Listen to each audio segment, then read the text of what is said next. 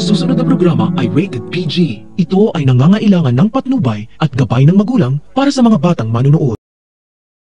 Gagawin ang lahat ni Madam Aurea para tumino ang kambal niyang apong si Johan at si Johanna dahil mahal niya sila at ayaw niyang masayang lahat ng pinundar niya.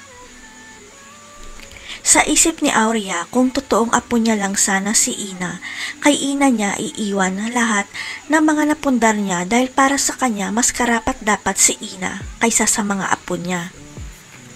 Kaya naisip ni Aurea na gawing instrumento si Ina para tumino si Johan at Johanna dahil magtatrabaho ang kambal sa restaurant ni Ina na ipinamanage sa kanya ni Aurea.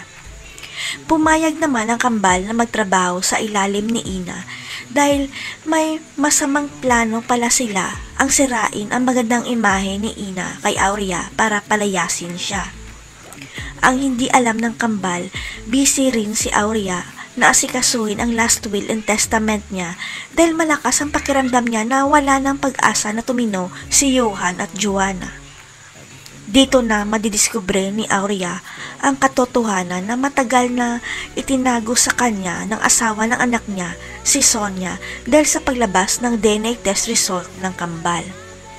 Gumuho ang mundo ni Aurea dahil ngayon niya lang nakumpirma na hindi pala mga anak ni Rodante si Johan at Johanna dahil anak pala sila sa ibang lalaki ni Sonia. Matatandaan na sa bar lang nakilala ng anak ni Aurea ang asawa nitong si Sonia. Ang hindi nila alam, gold digger itong si Sonia at pinikot lang si Rodante na pakasalan siya. Kaya sa pag-iimbestiga ni Aurea, dito niya madidiskubre ang isang papel na nakatago sa mga gamit ng anak niya ang totoong birth record ng tunay na anak ni Rodante.